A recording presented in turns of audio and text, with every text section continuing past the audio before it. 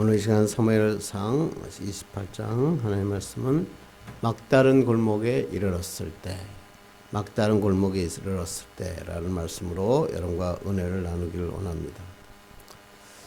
리고렌 목사님 너무나 잘 아시죠? 목적을 이끄는 삶. 이제 은퇴를 하셨더라고요. 은퇴하시고 난 다음에 꿈꾸는 인생이라고 하는 책을 출판을 했습니다. 이 책의 주제는 참 우리가 매일 듣는 얘기입니다. 하나님의 꿈을 품은 사람들은 그 꿈대로 하나님이 인도해 가신다. 이런 의미입니다. 그러나 그 꿈을 알았다고 해서 그 길을 걷는 것은 완전히 다른 문제라고 이 책은 얘기합니다. 그래서 할 말이 저자는 이렇게 말합니다.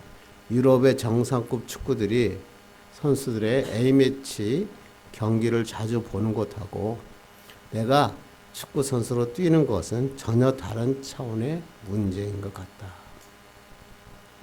그래서 지금 이 저자는 자신이 직접 한번 걸어보고 성경을 깊이 묵상하면서 알아낸 꿈꾸는 자들을 위한 믿음의 6단계 로드맵을 제시하고 있습니다. 그래서 그림에 6단계의 로드맵이 나오죠.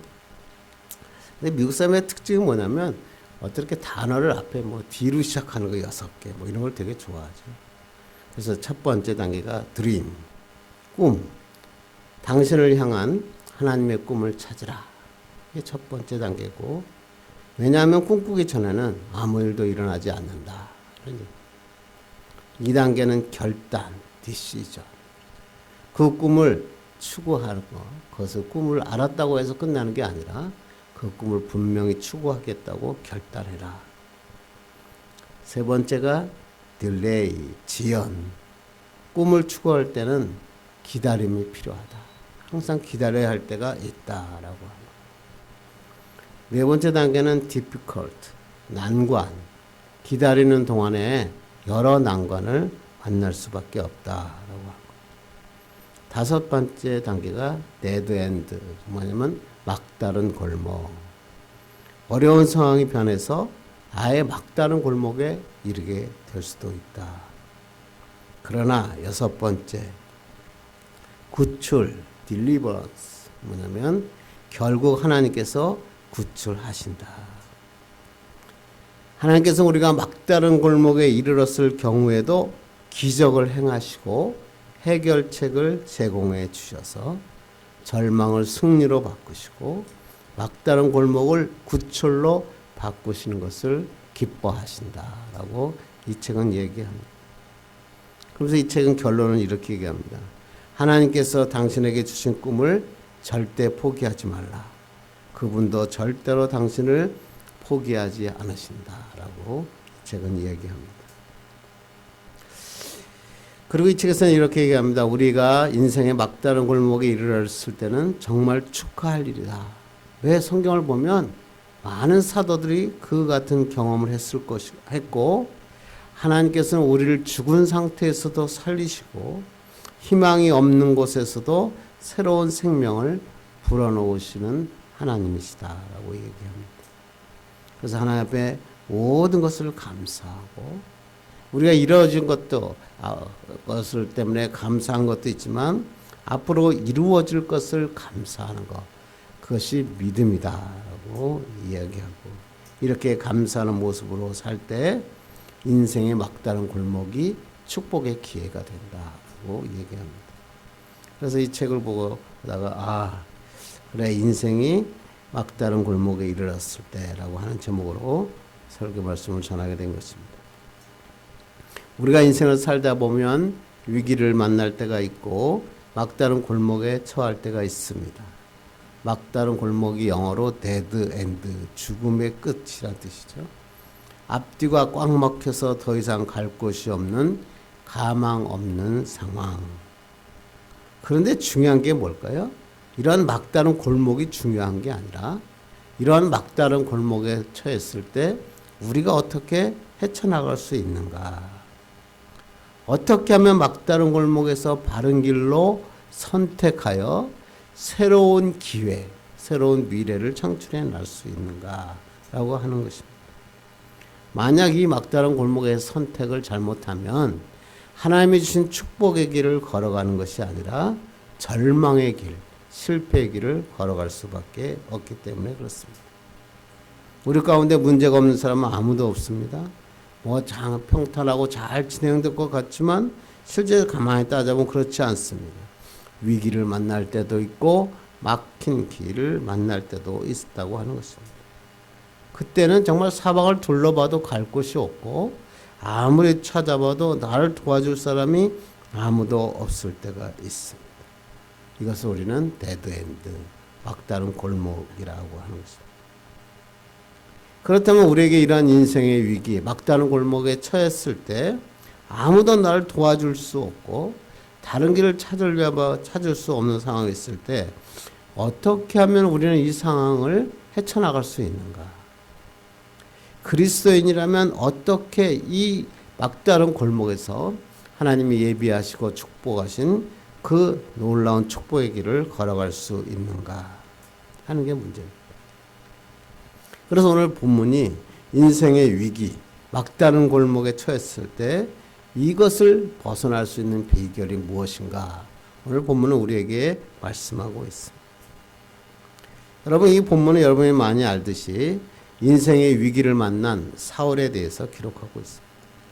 그동안 사울은 이스라엘 왕으로서 어느 정도 공헌도 했고 나라도 세우는데 이바지도 했고 그런데 그의 말년은 아름답지 못했습니다. 이렇게 이유는 여러 가지가 있겠죠. 그렇지만 제일 중요한 게 뭐죠? 사울이 하나님을 떠났기 때문에 그렇습니다. 사울이 하나님을 떠나가고 악령이 사울을 지배함에 있어 사울은 불행한 삶을 말년을 맞이하고 있는 것입니다. 오늘 한번 3절 한번 읽겠습니다. 시작. 사무엘이 죽었으므로 온 이스라엘이 그를 두고 슬피 울며 그의 고향 라마에 장사하였고 사울은 신접한 자와 박수를 그 땅에서 쫓아내었더라. 갑자기 사무엘이 저번에 죽었는데 여기서 사무엘의 죽음을 언급한 이유는 뭐냐면 사무엘은 이스라엘에게 엄청난 큰 영향을 미쳤던 사람이었다는 것을 알 수 있는 것입니다. 사무엘서 특히 7장을 보면 블레셋이 그 이스라엘 침공에 왔을 때 정말 이스라엘이 완전히 패배할 수밖에 없는 상황에 사무엘이 뭘 했습니까? 미스바의 이스라엘 백성들을 전부 모아서 금식하며 하나님에 부르짖었습니다. 그랬더니 그 결과 블레셋을 완전히 무너뜨리는 놀라운 사건이 일어났죠. 그런데 지금 보니까 사울의 말년에 보니까 사울의 곁에는 사무엘이 없었다. 이런 얘기를 지금 하고 있습니다. 그 전에 또 엘라 골짜기에서는 어떤 일이 있었죠? 블레셋 군대가 집결해서 막 싸움을 걸고 왔을 때 다윗이라고 하는 아주 용맹한 용사가 있었어요. 그 믿음의 용기 있는 자가 골리앗을 무너뜨리고 블레셋과의 전쟁에서 큰 승리를 거둘 수 있었어요. 그런데 지금 다윗도 없습니다. 사무엘은 죽었습니다. 다윗은 적이 된 지금 상황에 있었다는 것입니다. 사무엘이 죽은 후 참 사울이 참 특이한 일을 하죠. 신접한 자와 박수를 이스라엘 땅에서 쫓아내었다. 이게 사무엘이 죽고 난 다음에 사울이 영적으로 이 나라가 바로 서야 되는구나 이런 경각심을 가졌다는 것을 우리가 알 수 있어요. 그런데 이렇게 사울이 모든 것을 쫓아내고 났는데, 근데 사울의 말년에 5대 연합국이 이스라엘을 공격해 옵니다. 4절과 5절 보겠습니다. 시작. 블레셋 사람들이 모여 수넴에 이르러 진쯤에 사울이 온 이스라엘을 모아 길보아에 진쳤더니 사울이 블레셋 사람들의 군대를 보고 두려워하여 그의 마음이 크게 떨린지라. 그때 그러고 있었는데 이 사울의 말년에 블레셋이 이스라엘과의 전쟁을 위해서 지금 수넴에 진을 친 것입니다. 수넴은 이스라엘 북쪽 지역에 위치한 곳이죠. 아기스가 있는 가드에서 한 5km 정도 떨어진 것입니다. 그래서 이제 이스라엘은 수넴 바로 밑에 위치한 길보아에 진을 쳤습니다. 그런데 사울이 딱 봤더니 블레셋의 규모가 엄청난 겁니다. 블레셋의 군대를 본 사람들은 사울은 두려움에 휩싸이고 말았습니다. 사무엘은 죽었고 다윗은 옆에 적군의 전진에 있고 이미 하나님께서 자신을 버리셨다는 선언을 이미 들은 사울은 두려움에 떨 수밖에 없었다고 하는 것입니다. 이런 큰 전쟁 앞에 오니까 아무도 자기가 기댈 수 있는 사람이 없다라고 하는 것입니다. 6절 보겠습니다. 시작. 사울이 여호와께 묻자오되 여호와께서 꿈으로도 우림으로도 선지자로도 그에게 대답하지 아니하심으로. 그리고 갑자기 사울은 하나님의 지시를 받기 위해서 하나님께 나아가 물었습니다. 그런데 사울을 버리시기로 하나님을 떠난 여호와께서는 사울이 어떤 방식으로 여쭈어도 아무런 대답을 하지 않은 것입니다. 꿈으로도 우림으로도 선지자로도 대답하지 아니하셨다. 이게 성경에서 뭐라고 그러죠? 사울의 최대 불행. 인간의 도움은 사라지고 환경이 막힌 거 그건 이해할 수 있고 뚫을 수 있어요. 모든 건 이겨낼 수 있대요. 그런데 다른 건 다 막혀도 하나님을 향한 길만은 막혀 있지 않아요. 하나님을 향한 길만은 열려 있어야 돼요. 그런데 지금 사울은 하나님과의 관계가 단절되었다. 그래서 인간에서 가장 불행한 사람은 뭐예요? 하나님의 관계가 끊어진 사람이다 라고 하는 것입니다. 사람이 인생의 위기를 만났을 때 가장 중요한 것은 위기를 벗어날 수 있는 마지막 카드가 있어야 되는 거죠. 다른 것은 다 사라져도 이 마지막 카드만 탁 내미는 순간 이길 수 있는 마지막 카드가 있어야 되죠. 이 마지막 카드가 뭐죠? 바로 하나님입니다. 하나님께 나아가 하나님을 붙잡고 기도하면 문제가 해결됩니다. 위기가 변해집니다. 그런데 이 마지막 카드마저 사라지고 난다면 이겨낼 수 없죠. 그러니까 두려워하고 절망하게 되는 거죠. 오늘 본문에 사울이 갖고 있는 최대의 불행이 뭐죠? 아무리 위기에 처하고 막다른 골목에 처했을지라도 내가 붙들 수 있는 카드가 있어야 되는데 이 붙들 수 있는 카드 하나님이 없다는 게 사울에게 가장 불행이었다라고 하는 것입니다. 우리도 마찬가지 아닐까요? 우리는 인생에 살다 보면 어려움을 겪을 때가 있는 막다른 골목에 다다르게 될 수도 있습니다. 그러나 중요한 것은 그것에 도달하는 게 문제가 아니라 그것에서 내가 하나님을 향한 길이 열려 있으면 모든 문제는 해결되는 것입니다. 그러나 하나님과의 관계가 막혀 있으면 절망할 수밖에 없고 두려워할 수밖에 없다는 것입니다. 그러므로 우리가 인생의 위기가 왔을 때 막다른 골목에 처했을 때 우리가 해결할 수 있는 방법은 하나님을 향해 걸어가는 거죠. 하나님을 향해 나가는 것입니다. 우리 힘으로 아무리 발버둥쳐도 벗어날 수 없죠. 그러나 하나님이 함께 하시면 여러분이 경험하시죠. 해결하시고 축복하시고 놀라운 역사를 이어준다. 그래서 다윗은 이렇게 얘기하죠. 시편 40편 2절 읽겠습니다. 시작. 나를 기가 막힐 웅덩이와 수렁에서 끌어올리시고 내 발을 반석 위에 두사 내 걸음을 견고하게 하셨도다. 다윗이 기가 막힐 웅덩이와 수렁에 빠져 있을 때 거기에서 다윗을 건지시고 발걸음을 견고하게 인도해 주셨다. 누가? 하나님이. 그러니까 기가 막힐 웅덩이와 수렁에 빠진 게 문제가 아니죠. 그걸 나를 끌어올리시는 분이 계시다라고 하는 것입니다. 그래서 우리가 어떤 상황을 만나도 하나님만 만나면 하나님께 나가기만 하면 축복의 삶이 있다고 하는 것입니다. 그러면 어떻게 하면 우리가 막다른 골목에 있을 때 하나님 앞에 나갈 수 있을까? 우리가 정말 인생의 위기 앞에 하나님 앞으로 나갈 수 있는 비결이 무엇인가? 오늘 본문을 통해서 한번 살펴보고 은혜 받기를 바랍니다. 가장 첫 번째는 문제의 근원을 알아야 된다. 막다른 인생의 막다른 골목에 딱 처하면 내가 지금 왜 이 인생에서 내가 왜 이 길에 처하게 됐는가? 문제의 근원을 확실히 알아야 하나님 앞으로 나갈 수 있다고 하는 것입니다. 다시 한번 6절을 보겠습니다. 시작. 사울이 여호와께 묻자오되 여호와께서 꿈으로도 우림으로도 선지자로도 그에게 대답하지 아니하심으로. 사울이 위기에 처하자 하나님 앞에 나가서 물었습니다. 그런데 하나님은 꿈으로도 우림으로도 선지자로 대답하지 않으셨다 그래요. 그러니까 구약 시대에 보니까 하나님의 뜻을 물으면 세 가지 방법이 오늘 나오는 거죠. 첫 번째가 꿈이죠. 구약을 보면 하나님께서 꿈을 통하여 하나님의 놀라운 뜻을 보여주시고 인도하여 주셨죠. 여러분이 너무나 잘 아는 야곱, 여러분이 잘 아는 요셉, 우리가 살펴보면서 은혜 받았던 다니엘, 이런 사람들 다 보니까 다 꿈을 통해서 하나님께서 지시하시고 새로운 길을 열어주시고, 그래서 왜 이렇게 꿈을 주셨어요? 왜 구약시대는 이렇게 꿈을 통해서 하나님께서 말씀하셨죠? 기록된 성경 말씀이 없었기 때문에. 그러니까 지금하고는 다르죠. 그 시대에는 성경으로 기록된 성경 말씀이 없었기 때문에 하나님께서 꿈으로 직접 나타나서 말씀하신 거죠. 두 번째는 우림입니다. 우림은 뭐야? 우림과 둠밈이라고 하죠. 제사장의 에봇의 흉패에 들어있는 두 개의 돌입니다. 제사장들이 하나님의 뜻을 묻을 때 사용하죠. 우림은 허락이나 좋은 일, 둠밈은 좌절이나 나쁜 일을 의미할 때, 그것을 꺼냈을 때 우림을 꺼내면 하나님께서 응답하신 것이고, 둠밈을 꺼내면 하나님이 하지 말라고 하시는 것을 알게 됩니다.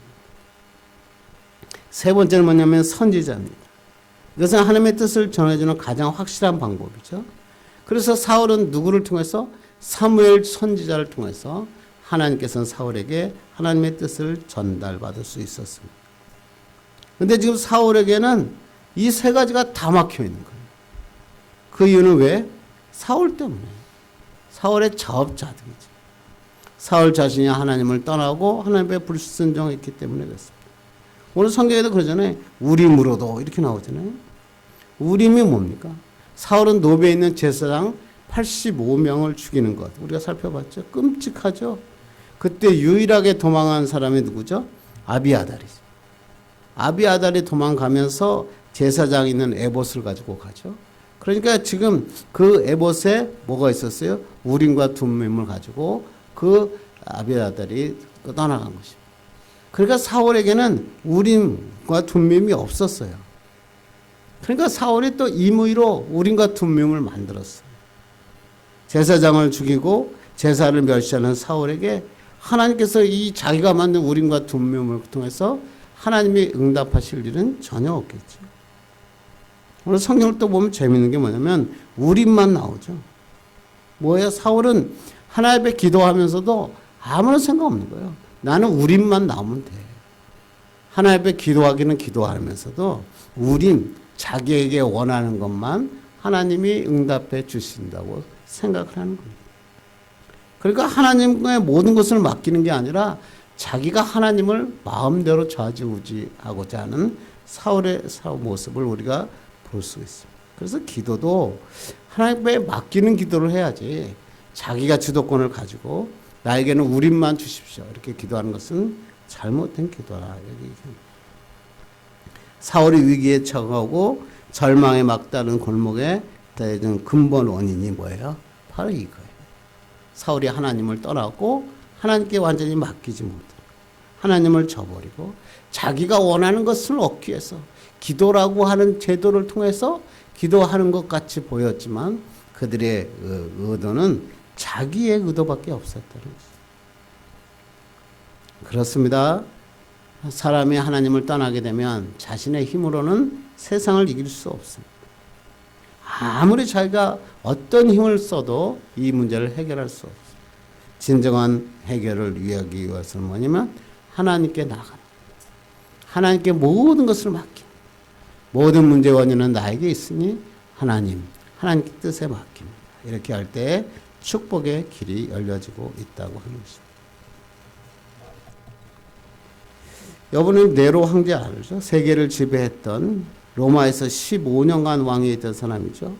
그가 살던 왕궁은 복도의 길이만 1마일이 됐고 호화찬란한 궁전이었고 집안의 모든 벽은 상아와 자개로 장식되었고 천정은 특별한 샤워기로 손님에게 오면 향수가 벌쳐나왔고 또 황제가 쓰는 왕관은 순금으로 만들었고 사용하던 노새와 조랑말은 은으로 장식된 신발을 신고 있었다고. 그들이 출퇴할 때면 1000명 정도의 군사와 마차와 말들이 뒤따랐고 네로가 낚시할지를 할 때는 금으로 만든 낚시바늘을 썼다고 합니다. 그리고 무려 1000명의 후궁을 거느리고 있었다고 합니다. 이처럼 세상의 극치의 부귀영화를 누리던 이 네로 황제는 행복했을까요? 행복하지 못했죠. 만족한 생활을 할 수 없었죠. 허무와 불안감 가지고 있어서 결국은 자살하고 맙니다. 이게 바로 인생이라는 거예요. 사울도 마찬가지로 자살하고 죽죠. 여러분이 아시다시피. 하나님을 떠난 인생의 말로는 쾌락을 누려도 만족이 없고 많은 것을 가져도 행복이 없는 것입니다. 이것은 사람 개인의 문제뿐만 아니라 가정도 마찬가지고 국가도 마찬가지입니다. 정말 이런 하나님을 떠난 가정, 국가도 멸망의 길을 떠날 수밖에 없습니다. 왜 하나님을 떠나면 불행해지고 무너집니까? 왜? 하나님만이 축복의 근원이기 때문에. 그래서 우리는 하나님을 붙잡아야 됩니다. 막다른 골목에 있을 때 나의 모든 문제의 원인은 하나님께 내가 하나님과의 관계가 흩어졌기 때문에. 그러므로 그 문제를 붙잡고 하나님과의 관계를 회복하는 데 집중해요. 하나님의 모든 것을 맡겨야 됩니다. 그러면 하나님께서 이 모든 것을 해결해 주십니다. 두 번째 방법은 바른 해법이 필요하다. 우리가 말씀을 보면서 계속 이런 말씀을 나누죠. 하나님의 그리스도인으로서 기도하고 부르짖는 것으로 끝나면 안 되고 삶에서 바른 삶 살아라.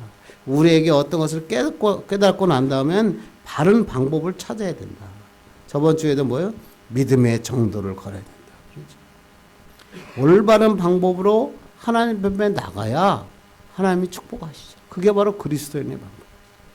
그런데 오늘 7절 볼까요? 7절 보겠습니다. 시작. 사울이 그의 신하들에게 이르되 나를 위하여 신잡한 여인을 찾으라. 내가 그리로 와서 그에게 물으리라 하니 그의 신하들이 그에게 이르되 보소서 엔돌에 신접한 여인이 있나이다. 하나님께서 아무런 대답을 하시지 않죠. 대답하지 않은 게 아니죠. 자기가 원하는 대로 마음대로 하나님께 부르짖어 놓고 원하는 답을 구하니까 하나님이 응답하실 수 없었던 거죠. 사울은 뭐예요? 급기야 신접한 여인을 찾는. 앞에 우리가 3절에서 신접한 여인을 자기가 다 쫓아냈잖아요. 그런데 신접한 여인을 찾고 있습니다. 근데 레위기에서 보면 이런 얘기가 나와요. 너희는 신접한 자와 박수를 믿지 말며 그들을 추정하여 스스로 더럽히지 말라. 이게 엄격한 하나님의 말씀이거든요. 그러나 지금 사울의 신하들에게 신접한 여인을 찾아달라. 하나님을 향한 길이 막히니까 신접한 길을 여자를 찾아가서 길을 묻겠다. 그래도 신하들이 엔돌에 가니까 신접한 여인이 있습니다. 하나님의 사람이 절대 해서는 안 되는 잘못된 해법을 찾아 나서는 것입니다. 신접한 여인이라고 하는 뜻은 신이 내린 여자. 우리로 하면 무당을 말합니다. 영어로는 미디움이라고 번역하죠. 미디움이 두 가지가 의미가 있어요. 하나는 중간, 매체, 미디어라는 뜻도 있지만 하나는 사랑과 영혼을 잇는다. 죽는 자와 사는 자를 연결한다. 영매라고 하는 뜻도 갖고 있습니다. 그래서 그것을 무당, 신접한 여인이죠. 그래서 신접한 여인에게 갈 때 어떻게 갑니까? 우리 한번 8절 보겠습니다. 시작. 사울이 다른 옷을 입어 변장하고 두 사람과 함께 갈새 그들이 밤에 그 여인에게 이르러서는 사울이 이르되 청하건대 나를 위하여 신접한 술법으로 내가 내게 말하는 사람을 불러 올리라 하니. 율법에서 엄격하게 금하고 있는 신접한 여인에게 사울은 찾아갑니다. 변장을 한 게 뭐예요?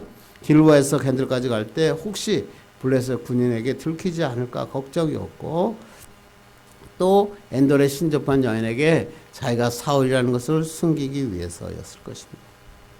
그래서 또 사울은 신접한 여인에게 어떤 조언을 드리려고 하는 것이 아니라 그 여인을 통해서 죽은 자 사무엘의 영적인 이스라엘 영적 지도자인 사무엘을 불어올려 사무엘의 조언을 듣고자 한 것입니다.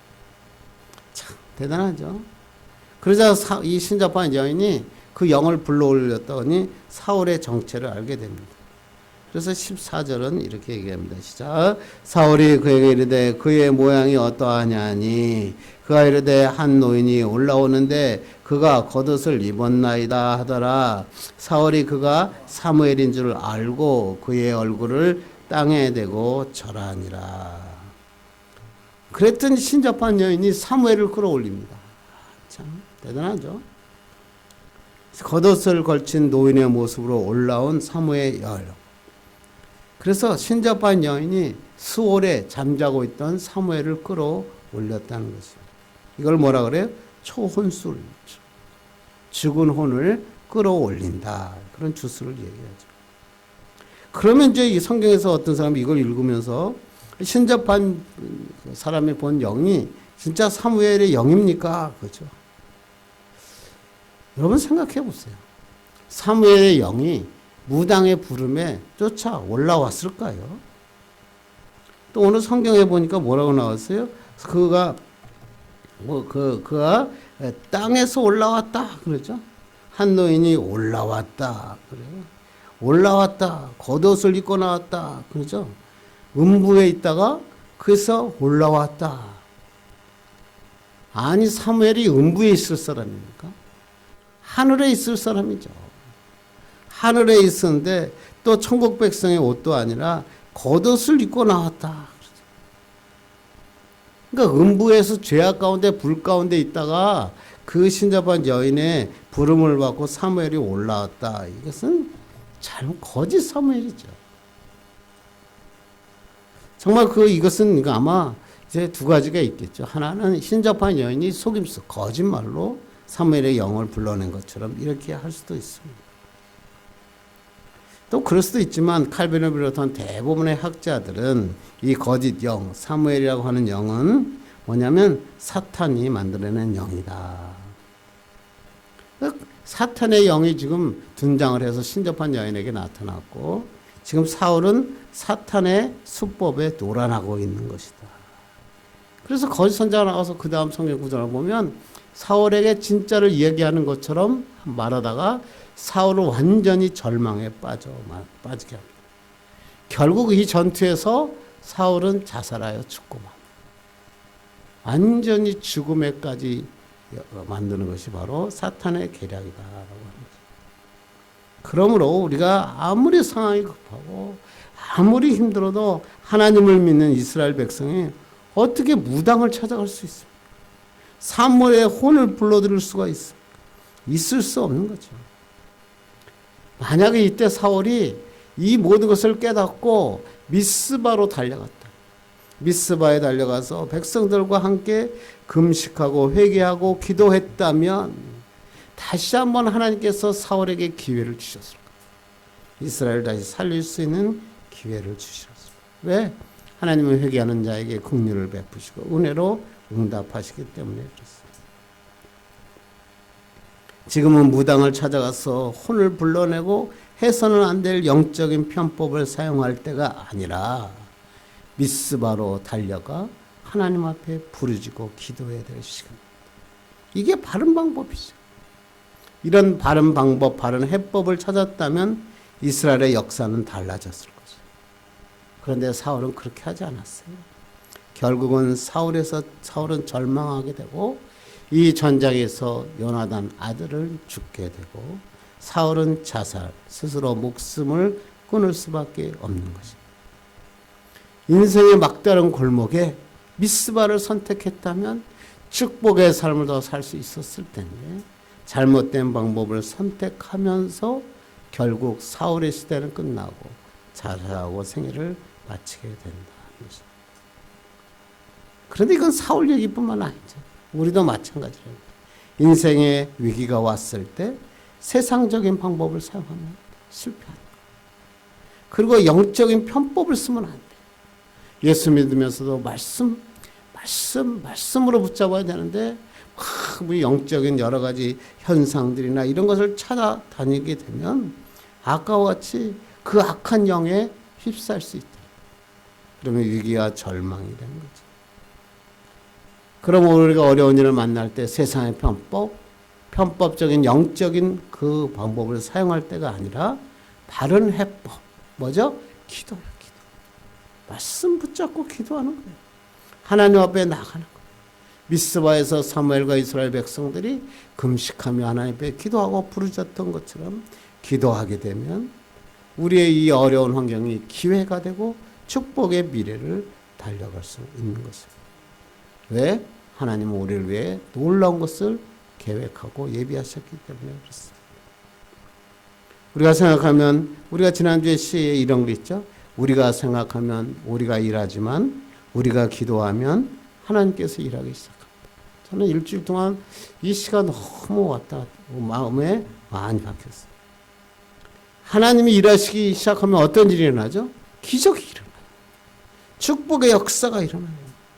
땅이 진동하고 옥토가 흘리고 옥문이 열리고 창고가 풀립니다. 새로운 세계가 열리는 것이에요. 이게 바로 하나님 앞에 기도합니다. 기도하면 막혔던 골목이, 막다른 골목이 변하여 축복의 현장이 되고, 이 축복의 현장에 동참할 때 우리는 귀한 하나님의 백성으로 살 수 있다고 하는 것입니다. 그러므로 우리가 막다른 골목에 살 때 하나님 바른 방법, 말씀과 기도의 자리에 나아오는 여러분 되기를 간절히 바랍니다. 이제 말씀을 해주려고 합니다. 인생을 살다 보면 막다른 골목처럼 느껴질 때가 있고, 내가 나름대로 신앙생활 열심히 하고 살아왔는데 갑자기 육체의 질병이 생깁니다. 갑자기 내가 가진 직장에 문제가 생깁니다. 재정적인 문제가 옵니다. 더 이상 나아갈 미래가 없는 것처럼 막다른 골목에 도달할 때가 있다는 것입니다. 이럴 때 우리가 뭘 합니까? 어떤 사람은 좌절하기도 하고 낙심하기도 하고, 심지어는 어떤 사람은 하나님을 원망하기도 합니다. 왜? 이 막다른 골목은 쉽지 않기 때문에 그렇습니다. 그러나 우리가 꼭 알아야 되는 것은 뭐죠? 우리의 막다른 골목은 진짜 막다른 골목이 아니라는 거예요. 하나님의 축복의 길, 하나님의 놀라운 축복의 길을 열어놓으시고 우리가 그 길을 향해 달려가기를 원하신다고 하는 것입니다. 그래서 특히 예수님을 나의 주님이라고 고백하고 사는 우리의 인생은 막다른 길목은 새로운 기회입니다. 축복의 역사입니다. 왜? 예수님은 우리를 인도하는 길을 내시는 분이시고 우리 주님은 나의 길이시기 때문에 그렇습니다. 그래서 제가 좋아하는 찬양에서 나는 믿네라고 하는 찬양이 있습니다. 내게 허락하신 시련을 통해 나의 믿음 더욱 강하게 자라나. 그 중에서도 내가 참 제일 좋아하는 것은 뭐냐면 내가 겪는 시험이 어렵고 힘겨워도 내 주님보다 크지 않아. 내 앞에 바다가 갈라지지 않으면 주가 나로 바다 위 걷게 하리. 저 이 찬양을 할 때마다 가슴이 아프죠. 어렵고 힘들 때도 주님보다 크지 않다. 주님께서 이 모든 바다가 갈라지지 않으면 바다 위로 걷게 하실 것이다. 그게 우리가 그리스도에 가지고 있는 믿음인 것입니다. 우리 눈에 길이 보이지 않습니까? 우리 길 앞에 정말 이러고는 어떻게 살지 모르시겠습니까? 하나님은 놀라운 길을 만드시고 준비하여 주셨습니다. 그럴 때 우리가 하나님 앞에 나올 때 어떻게 해요? 하나님께 나와 기도하는 것입니다. 기도할 때 내가 가진 주장을 가지고 기도하는 게 아니라 하나님께 모든 것을 맡기며 기도하는 것입니다. 그래서 하나님과의 관계가 회복되고 하나님의 축복과 역사가 일어나면 홍해가 갈라지는 기적이 일어납니다. 홍해가 갈라지지 않으면 그 바다 위를 걷게 하는 역사를 우리는 볼 수 있습니다. 이런 축복의 삶 되기를 주님의 이름으로 축원합니다. 기도하겠습니다. 하나님 감사합니다. 인생의 막다른 골목